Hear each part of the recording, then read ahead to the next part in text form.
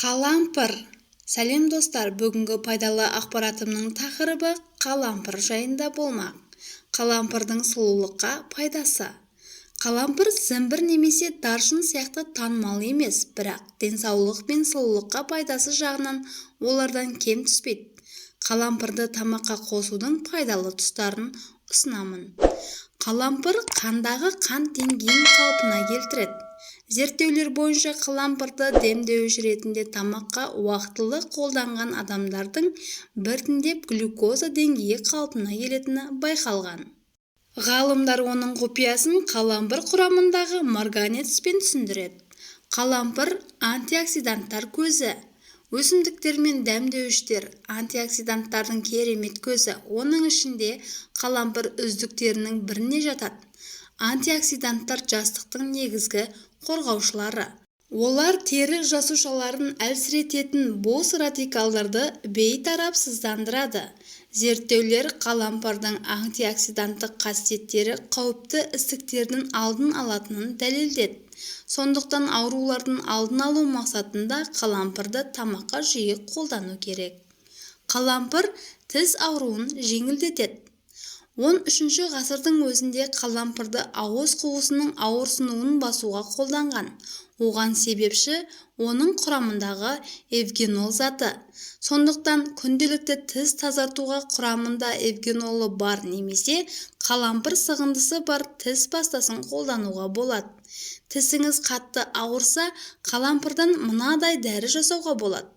Әйнек ыдысқа жарты шай қасық қалампыр ұнтағын, жарты шай қасық кокос майымен араластырыңыз. Осы қоспаны тіс щеткамен ауырған тіске салыңыз. Оны күніне 3 рет жасауға болады. Қалампыр марганецке бай. Қалампыр марганецтің негізгі көзі. Марганец кальциймен бірге сүйектер мен буындар денсаулығына жауап береді. Марганец сүйек тінінің түзілуіне қатысады және сүйектер тығыздығын арттырады. Қалампыр иммунды жүйені көтеруге көмектеседі. Қалампыр бізге жұқпамен күресуге көмектесетін лейкоциттер мөлшерін арттырады. Күн сайын қалампырдың 2 данасын шайнап жүрсеңіз, созылмалы ангинадан құтыласыз. Тамағыңыз ауырған кезде шайнасаңыз, ауру басылады. Тамақтанудан 30 минут бұрын бірнеше бөлік шайнасаңыз, ішектің ақ құрттарын 2 күн ішінде өлтіреді. Қалампырдың әрбір шоқтарының құрамында эвгенол, кариофилин және иланған сияқты хош иістері бар 20% эфир майы бар. Сондықтан оның ақ құрттардан басқа ағзадағы инфекциялық бактерияларды өлтіру қабілеті де бар. Ауыз қуысының қабынуын емдейді. Сағыздың орнына шайнау, стоматит, периодонтит және гингивит ауруларын емдейді. Ауызды жуатын кез келген заттан артық жағымсыз иісті басады және қайтадан иісті болдырмаудың ең арзан әдісі қалампырды шайнау болмақ. Төмен қысымды жоғарылатуға қызмет етеді. 2 данасын шайнау 1 кесе кофе ішкенмен тең.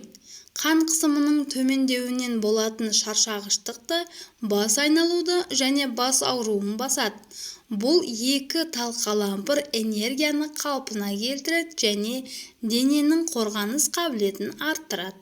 Қалампыр сапасын тексергіңіз келсе, оны кеседегі суға қатты лақтырған кезде тігінен жоғары қалқып кетсе, немесе ыдыстың түбінде тігінен тұрса, бұл эфир майы әлі де бүтін және емді қасиетін жоғалтпағанын білдіреді.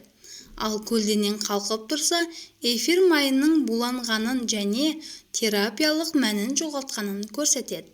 Ескерту: егер өсімдікке аллергияңыз болса, қолданбаңыз. Сүт тістері түспеген немесе тісі енді шығып жатқан кезде қолдануға болмайды. Қан қысымы жоғары адамдарға да қолдануға болмайды. Достар, бүгінгі пайдалы ақпаратым пайдаларыңызға жарасын. Егер де видео ұнаса, лайк басып, төменге өз пікіріңізді қалдырыңыз.